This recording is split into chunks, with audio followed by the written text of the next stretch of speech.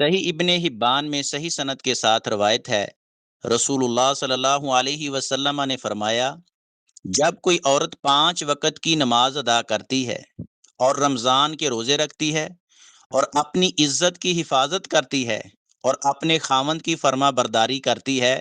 یہ 4 کام کرتی ہے، جنت کے 8 دروازوں کی مہمان لکھ دی جاتی ہے، جس میں سے چاہے جنت میں داخل ہو جائے۔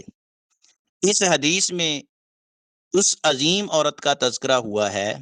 جو دین کی بنیادوں پر استقامت، عفت و پاک دامنی اور گھریلو ذمہ داریوں کی ادائیگی پر جنت کی بشارت ہے۔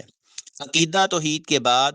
5 وقت کی نماز ادا کرتی ہے، رمضان المبارک کے روزے رکھتی ہے اور اپنی عزت کی حفاظت کرتی ہے۔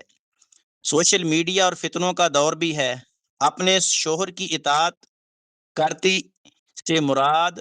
وہ کام ہے جو شریعت کے مطابق ہوں۔ اگر کسی عورت کی شادی نہیں ہوئی تو وہ والدین کی خدمت کرے، انشاءاللہ العزیز اس کے لیے بھی یہی انعام ہے۔